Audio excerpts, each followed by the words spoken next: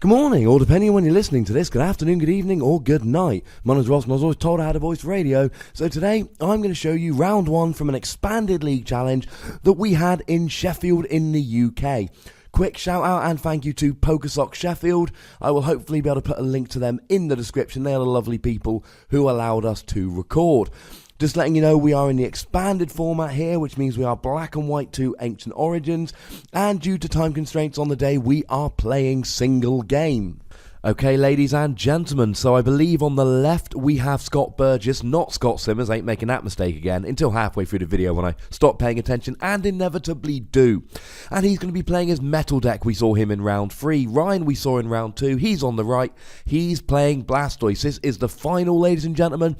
Both these chaps are 4-0. They are both undefeated, if I remember correctly. I'm pretty sure they're both undefeated at 4-0. Ryan has just missed out on cutting worlds the last 2 years. Scott is a former national champion who's qualified for Worlds for a couple years in a row. So not only these two Worlds players, they are two very good Worlds players, and this should be a really good game, we hope. So Ryan starts off, he's gone first, he's got a Caldeo active, which is quite nice, one of the few good starters he's got. He's got a computer search, and straight away he is... Now we don't know if he computer searched for the battle compressor, he may or may not have. But straight away he's got a Blastoise in the discard pile from that computer search, which is important. He's got Archie's Ace in the hole in the discard pile and to execute, and that is exactly what he wants in the discard pile straight away. Did have to get rid of his superior energy retrieval, but it's not the end of the world just yet. You got to remember that with Scott focusing on Seismitoad, Ryan wants to have... Oh, and straight away double propagation for the Ultra Ball, really making use of those executes. And another Ultra Ball with a double propagation, so we can get 2 here. This is really, really good. Remember how useful those executes can be. Ryan needs to make sure he's got a VS Seeker in his hand as the only card, remembering he has played a computer search, so he's probably got one, so he can use Archie's Ace in the hole, and just being able to use those propagations will be really, really useful to make sure he's left with one card in his hand that is Archie's Ace in the hole. And straight away he goes Mewtwo so that he can Mewtwo War with Scott, and he can go for the Articuno, which is absolutely key against non-EX attackers. Always changing his mind. Could help to get a second Caldeo out here. Articuno could be really, really useful. Now, getting back to what I was saying a second ago. Oh, he's only gone for one Pokemon. Of course, he needed to play the Ultra Ball, because remember, he needs to thin his hand now. So even if he doesn't get a Pokemon right now, he needed to do that. There goes the Caldeo. There's the VS Seeker for the Archie's Ace in the hole. He gets 5 cards. He gets the Blastoise on his bench, and there we go. Good start from Ryan here. He's got exactly what he wanted. No energy, annoyingly.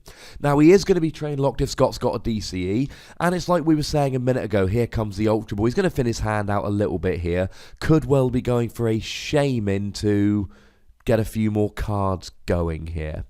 Or he could just be going for the Articuno.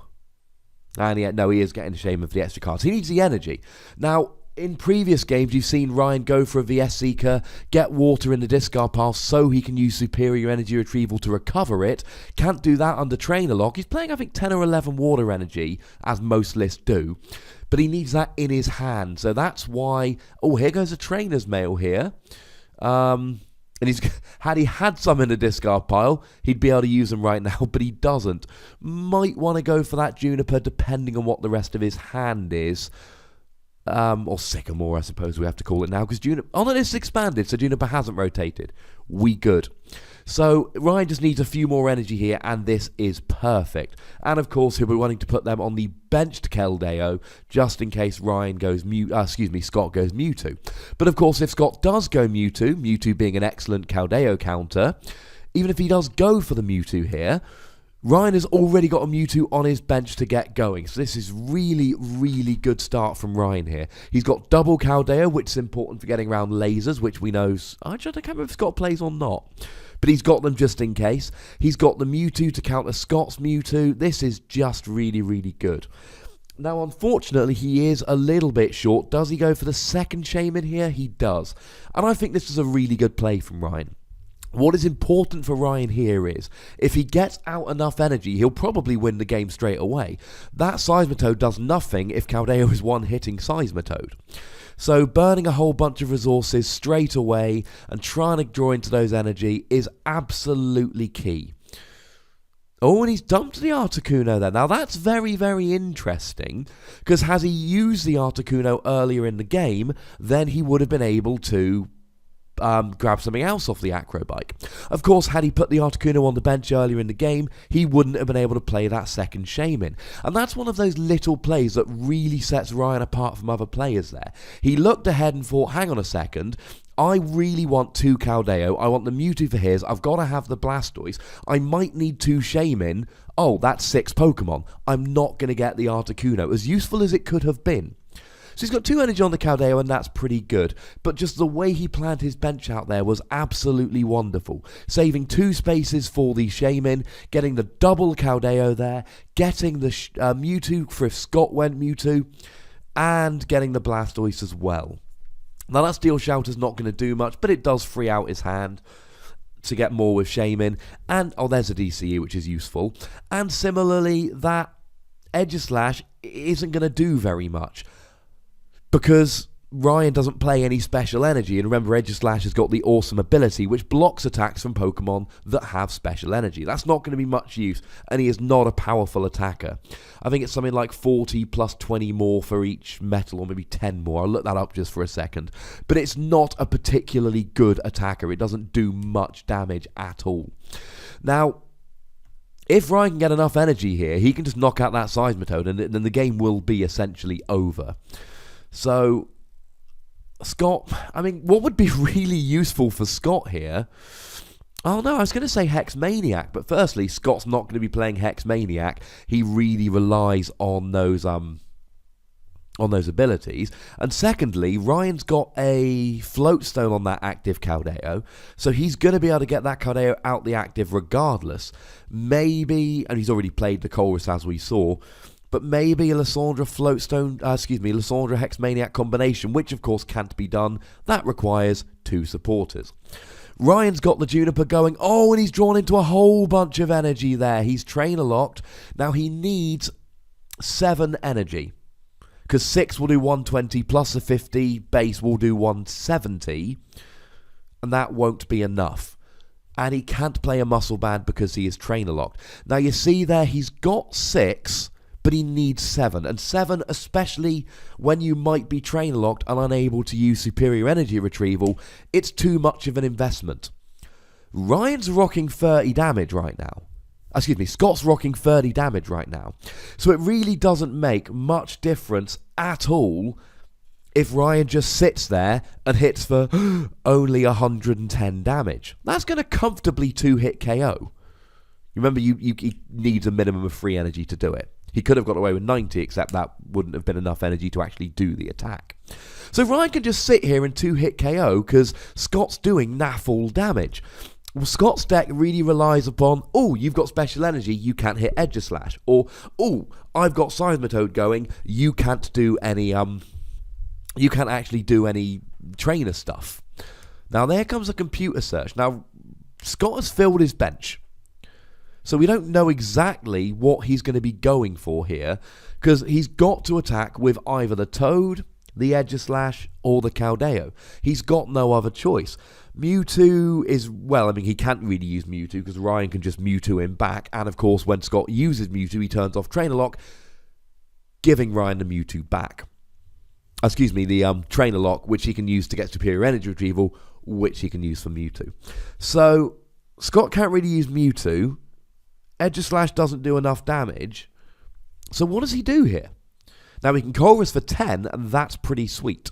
You'll see he's also gone and used a Battle Compressor to put a whole bunch of metal energy in a discard pile, so he can use that to just start getting some energy onto his bench Pokemon. But Ryan here really just needs 3 water energy on his bench Caldeo, and that might be as good as game over. Because what else is Scott going to do? He can play a Hex Maniac to turn off Blastoise's ability, but he's not going to be playing Hex Maniac in a deck that relies upon Shaymin, Aegislash, and Bronzong, and Keldeo. And actually, you saw there Ryan got the Rough Seas down to heal the 30 damage he had done. Now, clearly he wants a Muscle Band here. If he played Laser, it still wouldn't make much difference because of Caldeo's on the bench. So you got to wonder what is Scott's route to victory here? That turn 1 from Ryan was so good, and I played against Ryan in round 3, and Ryan did the same thing to me. Actually, no, he got the turn 1 attack of Articuno. He did even better. But the point is, Ryan has not only got a really good deck list, he's learned how to play it well. I spoke about this on the most recent podcast, week 165, talking about regionals results. And the thing about Blastoise is, it does take a bit of practice figuring out how to play the deck, how to set up every turn, how to manage your resources and play your cards effectively, and Ryan's really good at that.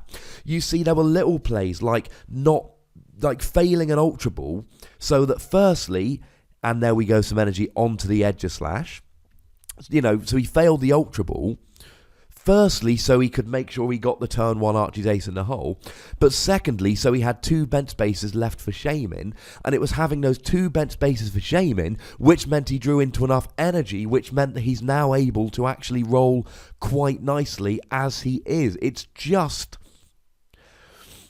He's just played it so brilliantly, and now he heals off the damage done with the Rough Seas. Now, Scott could have got around that by saving his Steel Shelter for later, but then he needed the extra damage he needed the extra card to draw with Shaman, so he had to play it down. So now he's not had a counterstayed in the last couple of turns. He now goes up to 6 energy on the Keldeo, which he doesn't need because he would have knocked out the Seismitoad as he currently is. So there's got to be something else planned there.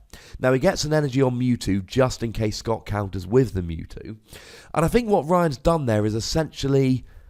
Oh, and there goes the Steel Shelter.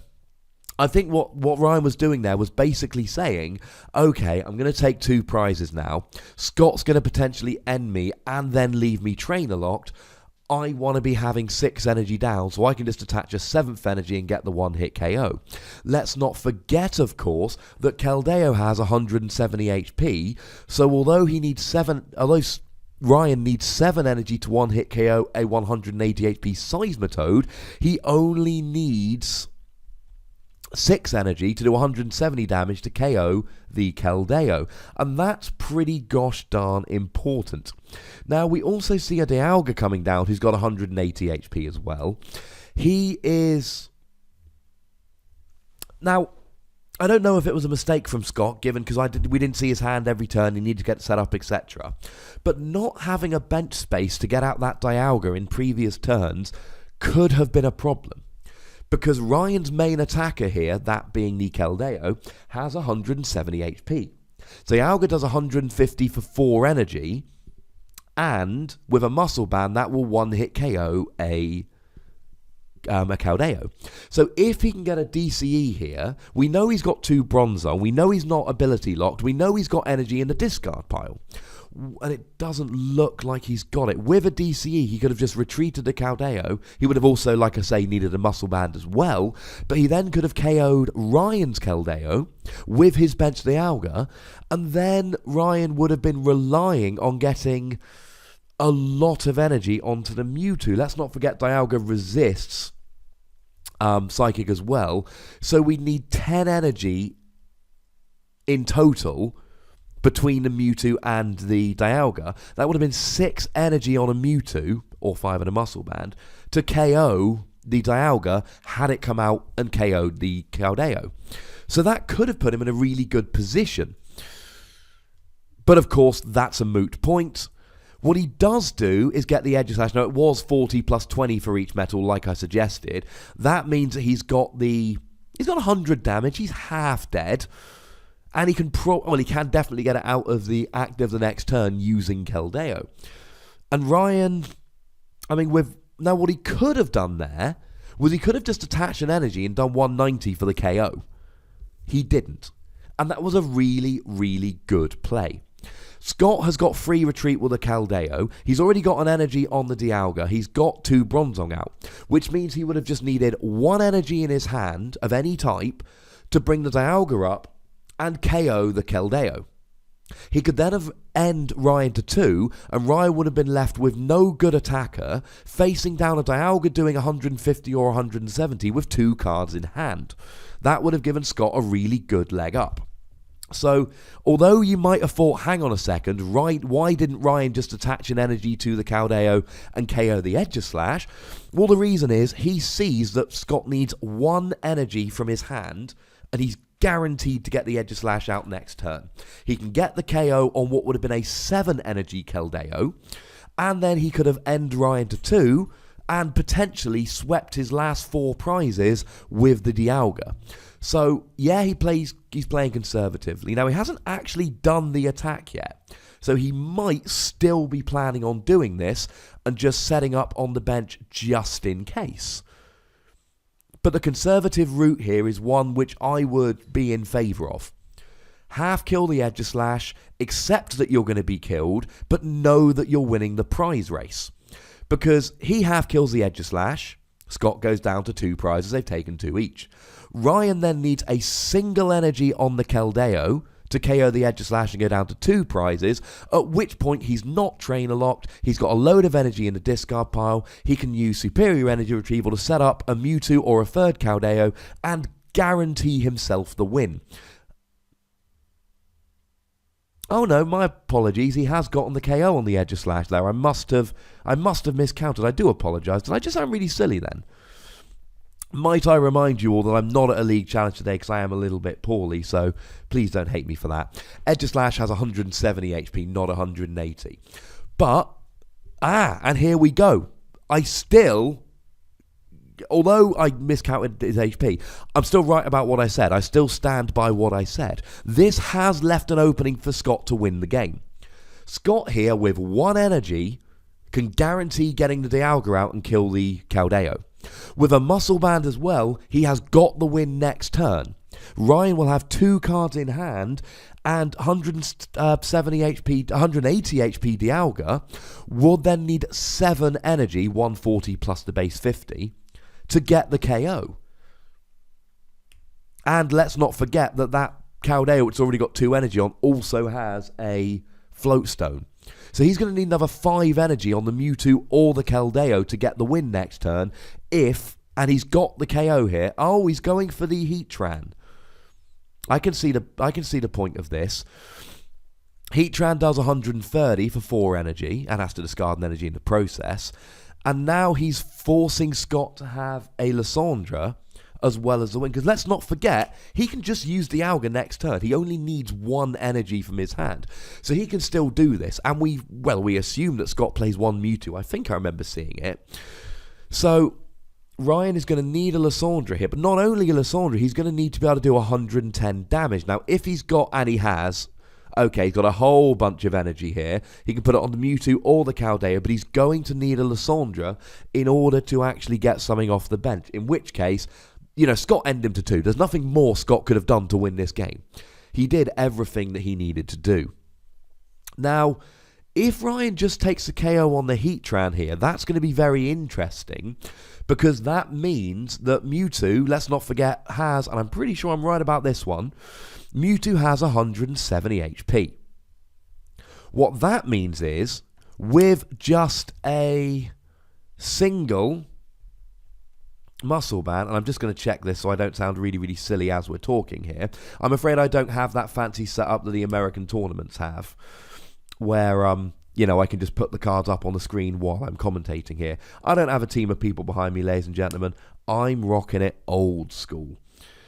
But I am correct. Mewtwo does have 170 HP, which means with an energy and a Muscle Band, Scott can have the win next turn using Dialga EX. Now, remember, with a Lysandra, this all becomes moot. We know Ryan's got a fistful of energy. We know that there is a Shaman on Scott's bench. We know that Ryan has 2 prizes remaining. Scott did everything right. He even did better than I suggested, because he managed to get the Heatran out and use that. I didn't know he had the Heatran at the time, don't blame me for that one. But he got the Heatran out, he got the KO, he's now in the exact same position, he's ended him to 2, but he's and here we go with a Trainer's Mail. Annoyingly, a Jirachi. But he can use an Acrobike here, he can get the Acrobike with a Trainer's Mail, and try and use that to get the Lysandra. Or hope that Scott doesn't have the energy Muscle Band combination. And to be honest, I'd go Acrobike here. Although I was all in favour of conservative a minute ago, Ryan knows as much as I do here. He knows that Scott probably plays Muscle Band in a deck focused around Seismitoad. He knows, and if Scott doesn't, then this is a completely moot point. Scott can't. I suppose he could have a Lysandra next turn to take out a Shaman. But Ryan knows Scott's got a pretty good chance of winning the game on the next turn, unless Ryan pulls a Lysandra here. Of course, okay. Looking at his hand, I can see why Ryan did what he did. He's just got energy. So had he played the Acrobike and got a nothing, he would have been completely stumped the following turn. But he's giving Scott... Oh no, sorry, Scott's still got 4 prizes left. So if Ryan can just set up an attacker with enough energy here, he can get the win. And he can use a Sycamore. And if he draws a Lysandra here, that basically gives him game. And we know that there is a Jirachi there in his deck because we saw it off the trainer's mail. Oh, there goes the Muscle Band on the Mewtwo. So yeah, sorry, Ryan is very much in control here. Might I remind you I'm poorly? Although I still think the commentary's been alright. No major mistakes like that. I miscounted the Edgeslash's HP and I forgot Scott still had 4 prizes left. But we're doing alright here. We are doing alright. Now here comes the KO, and the big question for Scott is going to be, can Ryan get 2 more energy? Scott needs an N here. He needs an N. He's got the Dialga. He needs a Muscle Band. He needs an N. There's the Muscle Band. He can use Bronzong to get the last 2 energy. He's got a VS Seeker in his hand, so he can play an N. And now this is going to be really, really interesting. Ryan can't use a Muscle Band. I mean, most Blastoise decks only play 1 anyway, but he's got a Float Stone on the Caldeo. Scott needs... And we can see there's a superior energy retrieval in Ryan's hand. So without an N, Ryan's got the game. It's completely sewn up. He is going to need 6 energy to do 170 damage on that Caldeo to get the win. There's 4 on there anyway. So Scott here, he needs to... I mean, what he's doing here really is just thinning out his deck. Just trying to get as much out of his deck as he can so the N that he's going to play is as advantageous as possible. Now, Ryan's actually going to have to leave the Blastoise. Oh, and there goes the N. There we go. I mean, if Ryan doesn't have anything here, he's just going to have to let Scott kill the Blastoise, which means he's got to attach 1 energy this turn, and then he can let Scott kill the Blastoise, attach another energy manually, and then kill with the Keldeo. It's going to take a lot, because all of Ryan's attackers have 170 HP. Which means Scott's got the KO. We know the Bronzong's going to put 2 more energy on. That's a given at this stage. So Ryan's going to get the KO on the Mewtwo here. Scott's going to get the KO. Ryan's got 1 card in his hand. If it's an energy... Excuse me. If it's a superior energy retrieval, remember he's got the eggs he can use to propagate. If it's a Giraffe... Oh, and he hasn't got anything yet. Oh, he's got a Sycamore. He's got an Acrobike. And he's going to be able to Sycamore for the remainder of his cards. And... Oh no, he's going to use a VS Seeker. And he's going to get a Lysandra. Oh, and he's just going to pull up a Shaman and kill it with that anyway. Rather than try and grab the rest of his cards and use the Caldeo to KO the Edgeslash. So a really, really good game by both players there. Very, very close in the end. And as you saw there was a superior energy retrieval that he would have hit. In fact, it looks like there's 2 there that he would have hit had he played the Sycamore. I very much enjoyed that game. A couple very small mistakes from me, but I corrected myself. I'm hoping it was informative and nice as always. Give this video a like and all that good stuff. Make sure you subscribe. Thank you very much to Sheffield for... just allowing Sheffield PokeSock for allowing me to record this game. Thank you to the players for allowing me to record them. I've got a bonus game focusing on a couple of lesser known players, which I'm going to be uploading very shortly. Thank you very much for watching. My name's Ross, and you've been watching PTCG Radio. Oh yeah, congrats to Ryan for winning and Scott for coming second.